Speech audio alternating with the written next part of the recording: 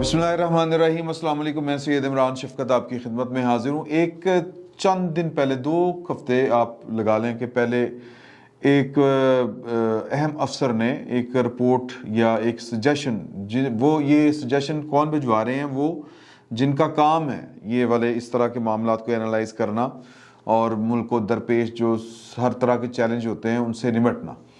तो उन्होंने अपनी एक रिपोर्ट भिजवाई थी जिसमें उन्होंने सजेस्ट किया था कि इस वक्त जो पाकिस्तान के अंदर क्यास क्रिएट कर दिया गया है और इमरान खान साहब जो हैं वो जिस तरह करके पाकिस्तान की रियासत को मफलूज कर रहे हैं, उसका तदारुक किस तरह किया जा सकता है, उसका इलाज किस तरह किया जा सकता है, प्लान क्या है। तो प्लान के वो 3 स्टेप तजवीज़ किए थे इस एक बड़ी अहम ताकतवर शख्सियत ने, और जाहिर है कि उससे भी ऊपर ताकतवर कुछ शख्सियात थी जिनको उन्होंने वो वाला प्लान भिजवाया था। अब उसके ऊपर किस कदर अमल होता है या नहीं होता, ये 2-2.5 हफ्ते पहले तक तो कहना ज़रा मुश्किल था, लेकिन उस प्लान की जुज़ियात में से एक जुज़ जो है वो थोड़ा सा उसका इजहार कल उसका हुआ है, तो फिर मुझे लग रहा है कि शायद उसके ऊपर काम शुरू कर दिया गया है। तो वो प्लान कुछ यूं था कि पहला इन्होंने सजेस्ट किया था कि प्लान का स्टेप नंबर 1 वो ये था कि और कुछ नहीं कर सकते तो हमें जो जनरल फैज़ हमीद साहब हैं उनको क्वारंटाइन करना पड़ेगा। क्वारंटाइन जाहिर है कि वो एक बड़ा उन्होंने मुनासिब सा लफ्ज़ इस्तेमाल किया था। इसका अगर हम सियासी तर्जमा करें तो इसका मतलब ये है कि उनको घर में नज़रबंद करना पड़ेगा। किनको? जनरल फैज़ हमीद साहब को। अब ये क्यों नज़रबंद करना पड़ेगा, इसके ऊपर हम बड़ी दफ़ा गुफ्तगू कर चुके हैं और इस पर बड़ी तफसीलन जो है वो बातचीत हुई है। लाहौर हाई कोर्ट में जनरल फैज़ हमीद साहब के 2 लिंक्स जो हैं वो पकड़े गए हैं, और पकड़े जाने से मुराद है कि वो डिस्क्लोज़ हो चुके हैं, बल्कि वो ओपन सीक्रेट हैं, वो किसी से छुपे हुए नहीं हैं। एक अली शाही साहब, अली शाही साहब का कोई रिश्तेदार है और वो हम अच्छी तरह जानते हैं कि वो कौन है। इसी तरह एक मिर्ज़ा साहब हैं, वो जनरल फैज़ हमीद साहब के कोई ताल्लुक़ वास्ता है, और मिर्ज़ा साहब वो जज हैं जिन्होंने इमरान खान साहब को अंधाधुंध रिलीफ दिया था, अगर आपको याद हो। और वो रिलीफ ये था कि पैमरा ने इनके ऊपर पाबंदी लगाई थी और पैमरा के 5 रुकनी बेंच ने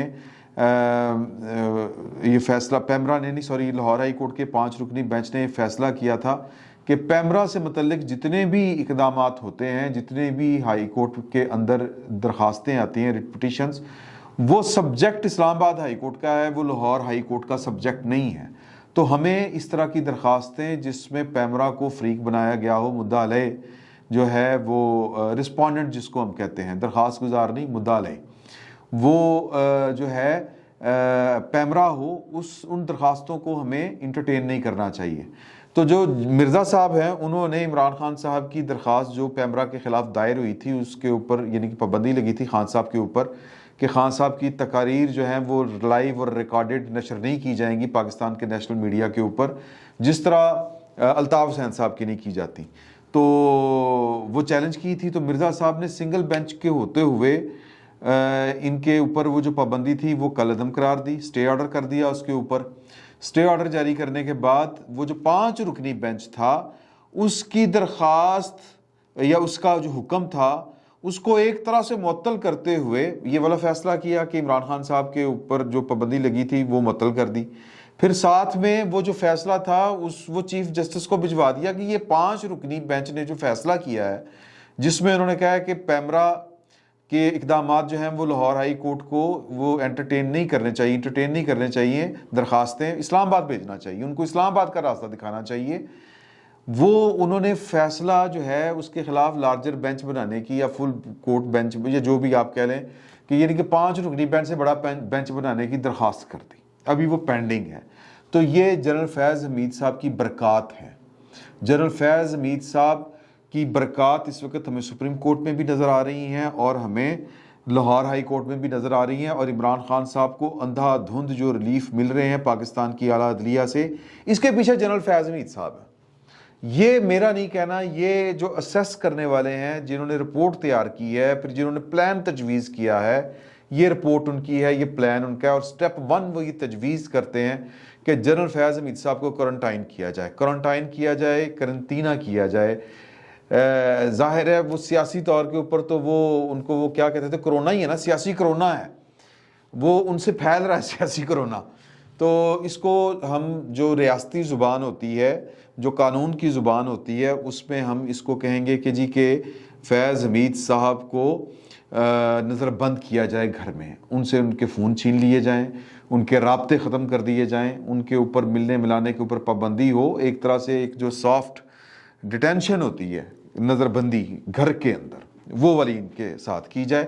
اس سے کیا ہوگا, وہ کہتے ہیں کہ اس سے یہ ہوگا کہ عمران خان صاحب کو جو اندھا دھند ریلیف مل رہے ہیں جنرل فیض کی, وہ واقعات جو فوج کے اندر نہیں ہے, پاکستان کے دیگر اداروں کے اندر ہے. میں نے جب ہم اسلام آباد میں تھے تو آپ سے میں نے شیئر بھی کیا تھا کہ ایک ایس پی پکڑا گیا, سرنڈر کی گئی اس کی خدمات, کہ وہ کس طرح 18 مارچ کو اس نے عمران خان صاحب کے روٹ بدلوائے, کس طرح عمران خان صاحب کو اس نے ڈس انفارمیشن جو تھی ان تک پہنچائی.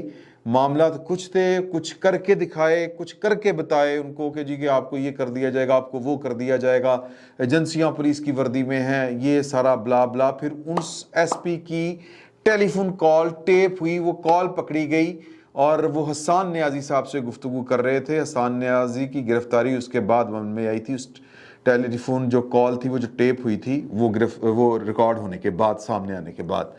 تو یہ سٹیپ 1 اس لیے ہے کہ عمران خان صاحب کو جو فوج کے علاوہ تو وہ فوج کے اندر تو مکو ٹھپ دیا گیا ہے ہماری اطلاع کے مطابق, جوڈیشری اور بیوروکریسی کے اندر سے یا انتظامیہ ایگزیکٹو کے اندر سے جو ان کو سپورٹ مل رہی ہے, اس سپورٹ کو اسی وقت وہ ختم ہوگی جب جنرل فیاض حمید صاحب کو اندر نظر بند کیا جائے گا. سٹیپ 2 کیا ہے؟ سٹیپ 2 یہ ہے کہ عمران خان صاحب کے خلاف جو گیئر اپ کیے جائیں وہ والے مقدمات جن میں ان کا نااہل ہونا یقینی ہے, جن کے ظاہر ہے کہ جب عمران خان صاحب کا سب سے بڑے سہولتکار جنرل فیاض حمید صاحب گرفتار ہوں گے یا نظر بند ہوں گے, تو پھر ان کی جو سپلائی چین ہے, جو ان کو آکسیجن آ رہی ہے عدلیہ کی طرف سے, وہ نہیں آئے گی, اور پھر وہ جو نجائز جو فیورز ملتی ہیں عمران خان صاحب کو, وہ بند ہو جائیں گی.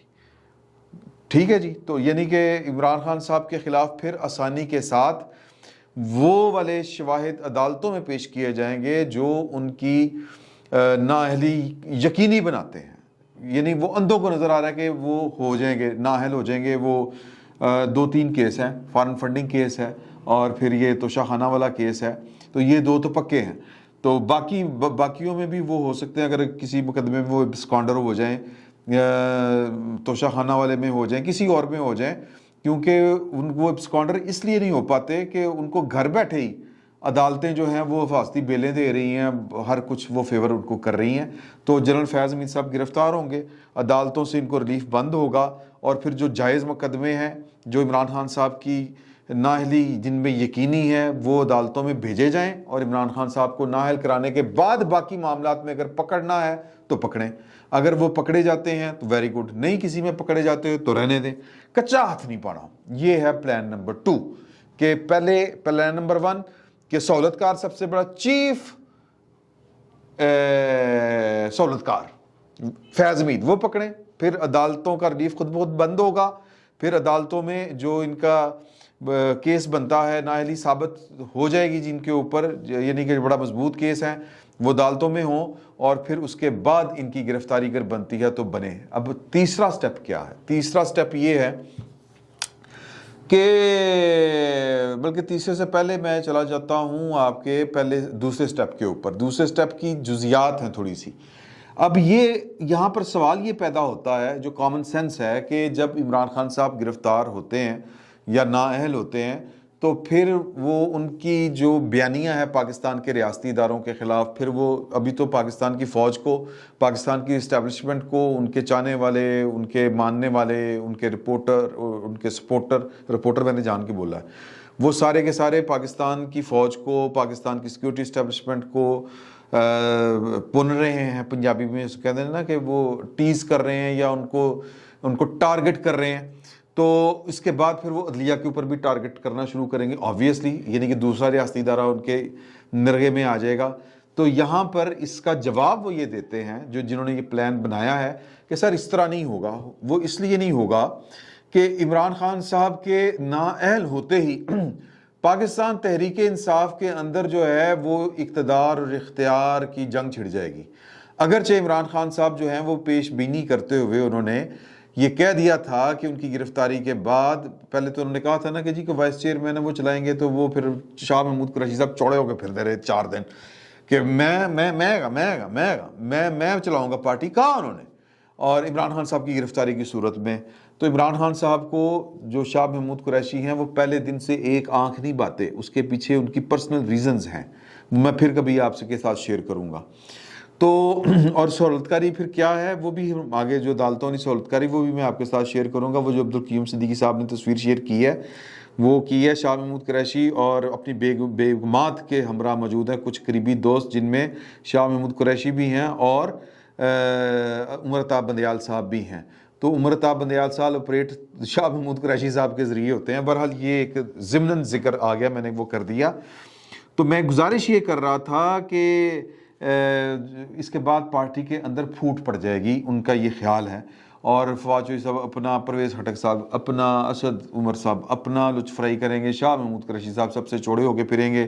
اور یہ سارے کے سارے جتنے میں نے آپ کو افراد کے نام گرائے ہیں یہ سارے کے سارے چڑیا گھر والے ہمارے جو ہے نا دفتر, یہ ان کے ساتھ بھی رابطے میں ہیں. آپ پارا چڑیا کار کہہ لیں, جو بھی آپ نے کہنا ہے. علی زیدی صاحب تو کراچی میں ہیں. تو یہ سارے کے سارے ادھر ان کی لائن سیٹ ہے. تو عمران خان صاحب کہتے ہیں کہ جی 5 رکنی کمیٹی چلائے گی معاملات کو. اب 5 رکنی کمیٹی میں علیمہ باجی, بشرا بی بی یہ نہیں ہوں گے موسٹ پرابلی. اگر ہوں گے بھی تو یہ 1-2 ہوں گے, باقی تو 3-4 ہیں وہ انہی لوگوں میں سے ہوں گے جو عمران خان صاحب کے بعد پاکستان تحریک انصاف کی قیادت اب کا خواب دیکھ رہے ہیں, پرائم منسٹرشپ کا خواب دیکھ رہے ہیں. اور یہ کنگز پارٹی ہے, یہ کنگز پارٹی نے بہرحال قائم رہنا ہے. یہ میں آپ کو بات بتا دوں, پاکستان کی سیاست میں کبھی بھی کنگز پارٹی کا خلا پیدا نہیں ہوا. کبھی وہ نون لیگ ہوتی ہے, کبھی وہ پیپلز پارٹی ہوتی ہے. اب میں معافی چاہتا ہوں پیپلز پارٹی والوں سے یہ بات کرتے ہوئے, کیونکہ شیخ مجیب کے مقابلے میں پاکستان پیپلز پارٹی ہی ان کی پارٹی تھی. معافی چاہتا ہوں. بہرحال تو یعنی وہ کہتے ہیں کہ جی کہ وہ ہمارے پیچھے نہیں پڑیں گے, وہ ان کو ہم ایک نیا دشمن دیں گے میدان کے اندر. وہ ایک تو یہ کہ پارٹی اندر سے تقسیم ہوگی اور ان کا ٹارگٹ اداروں کی بجائے جو ہے وہ آپس کا گھمسان کا جو رن پڑے گا وہ ہوگا.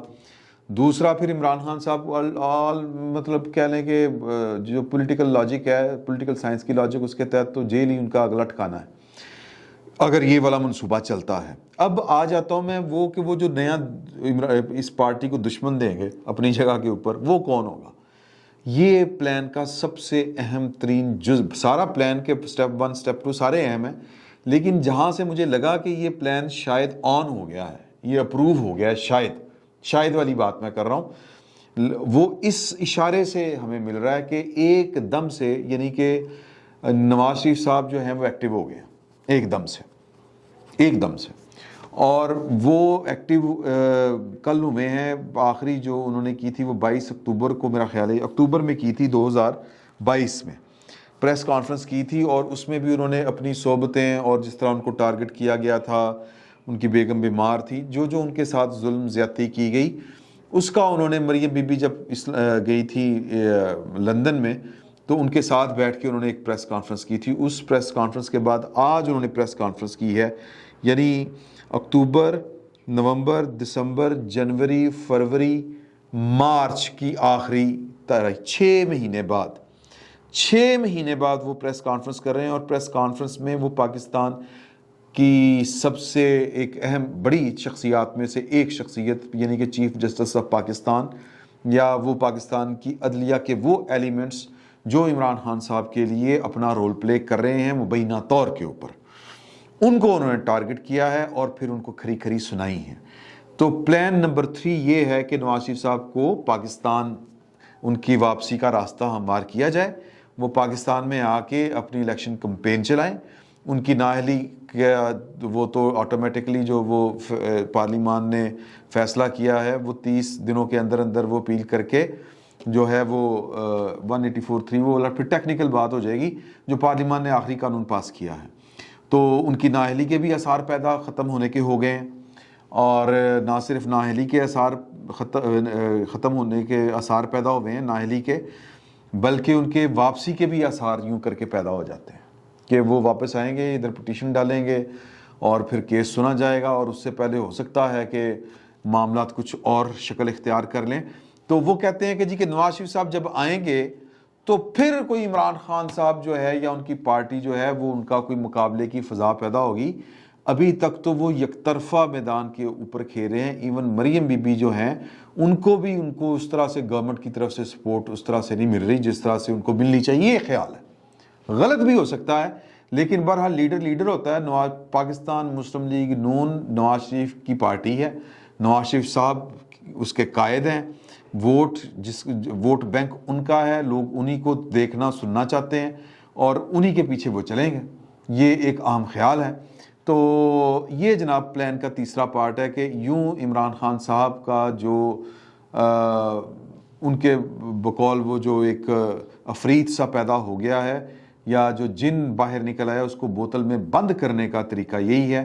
تو کل نواز شریف صاحب ایکٹیو ہو گئے ہیں، اب ہو سکتا ہے کہ یہ ایک محض اتفاق ہو، لیکن یہ کسی ایک بڑے افسر نے یہ پلان تجویز کر کے اپنی جو رپورٹ بھجوائی تھی اس کا سٹیپ 3 یہ تھا۔